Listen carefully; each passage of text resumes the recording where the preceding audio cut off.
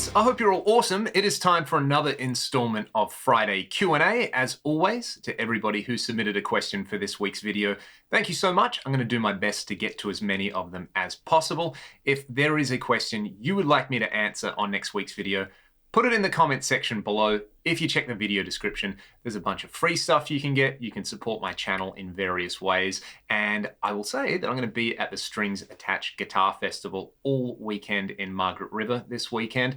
Ragdoll are playing tonight, and then I've got a few different workshops, one on guitar tone, a gear nuts panel, and then a listening session. So if you're there, come and say hi, hang out, and have a good time. Until then, I'm going to answer some questions. Horsemeat. That's the name for a pedal, the new PRS pedal. I would love to check one out because PRS obviously make great stuff. And I don't know if it's the best name for a pedal or the worst name for a pedal that I've ever heard. You can all let me know your thoughts on that in the comment section below. The demos sound really, really good. I don't know if it's a straight up clone or if they're just using that as a starting point and going out on a limb with a new original design. It will be interesting to see. There's a channel that I like which does pedal teardowns, so hopefully they get one of those and they can answer that question. But it does remind me of the one time that I did try Horsemeat. It was actually Horsemeat sashimi in Japan, and look, horses are beautiful creatures, but I have to say they're also incredibly tasty as well. So that was a very interesting little thing to try, and now every time I see that pedal, I think about that nice little restaurant that I went to in Japan. So yeah, that's as far as I've got with Horsemeat so far. The new Alter Bridge single, I thought sounded pretty epic. The guitars sound massive on it, and Miles Kennedy sounds amazing on it. There's a few sections on there. I was streaming it, so I don't know if it's something with the stream or if it's just the mastering. It's super slammed on there, especially if you listen to what's happening with the cymbals and some of the low end on there. So yeah, it's, I guess, just kind of indicative of like modern rock and metal mastering. That was maybe the only thing I didn't like about it, but I'd recommend checking it out, and I'm looking forward to the album because Miles and Mark always put out high quality stuff, and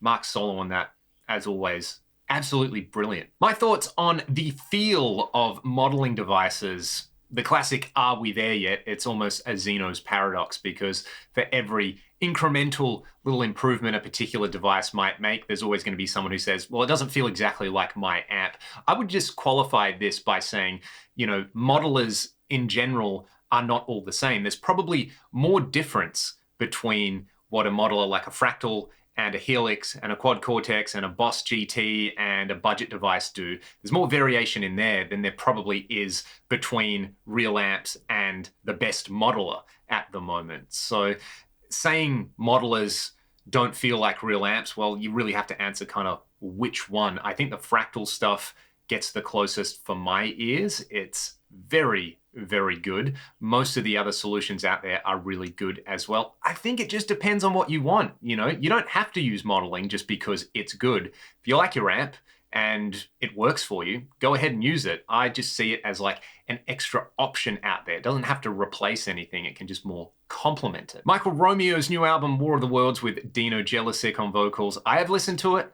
I gave it a good blast in the gym a couple of weeks ago, and it's pretty awesome. Dino's amazing. I actually put up a reel on our Ragdoll Instagram account, and I saw Ken Tamplin, noted vocal coach, shout out to Ken, I've watched a lot of their content, left a comment talking about Ryan's voice, saying, who's singing on this? Is this Dino? So yeah, listening to Michael Romeo and Dino is a little bit like listening to Michael Romeo if he got Ryan to sing on his album. And, you know, Dino, Russell Allen, Ryan, they're three of my favorite singers in the world. So it's kind of nice to hear Dino get a bunch of love. And I think they're touring with Whitesnake at the moment, which I would love to see. I mean, I'd love to see Whitesnake regardless, but with Dino in the band, that would be something. Acoustic guitars, and my thoughts on whether you should go for a custom build or a high-end, say Gibson, Martin, Taylor, you know, one of the established big brands.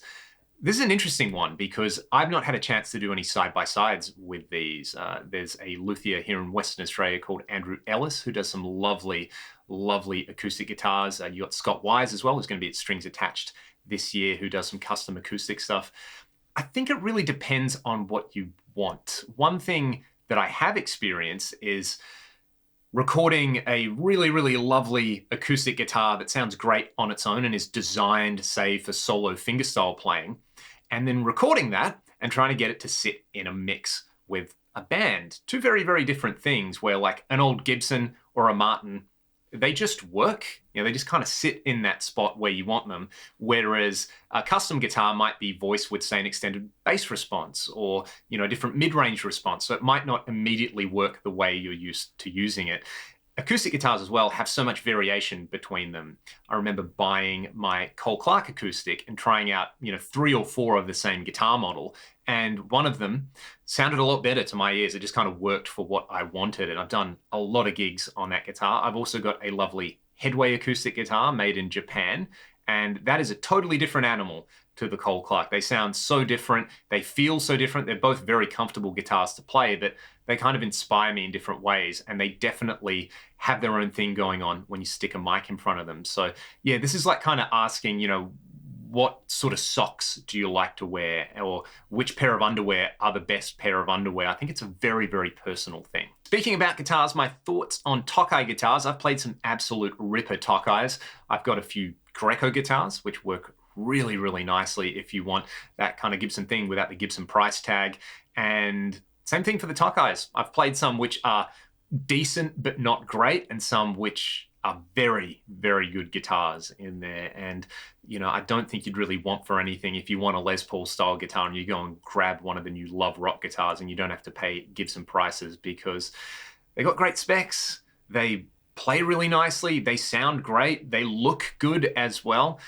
There's a lot of guitars in that space, most of them made in Japan. And unfortunately, I think for a lot of people, especially in the USA, they might not be as aware of them. But it's one of those things, when you do become aware of them, then you kind of want as much of it as you can get. So yeah, if anyone's a Tokai player or a Greco player or, history, FGN, anything like that, let yourselves be known. Fun question here. What do I reckon it would sound like if you took songs by bands like the Stooges or the New York Dolls and you kind of played them with a big, greasy 80s guitar sound?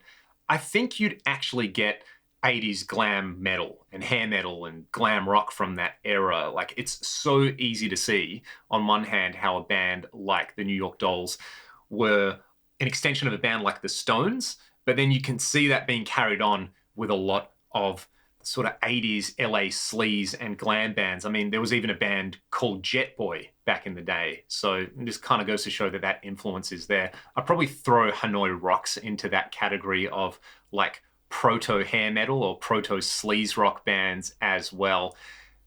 Fun stuff. That's kind of the main point there. This is stuff that was predicated on the band having a good time and the audience having a good time. It wasn't about virtuosity or anything like that. And I think you probably started to get a bit of that with different subgenres in the 80s, but then you also had these bands which were like a back to basics kind of thing. I would say more the like later era, late 80s, around the time Guns N' Roses came out and just basically stripped everything down. You had a bunch of other bands doing their version of that, where it was like, hey, we're going to do the New York Dolls, but, through Marshall and Boogie Stacks with pitch detunes. So yeah, I think that's exactly what you got. Steve Morse and the Dixie Dregs. I'm a little bit ashamed to admit it. I haven't really done a deep dive with the Dregs. I've got a long drive coming up this weekend though, so that might make it onto the playlist.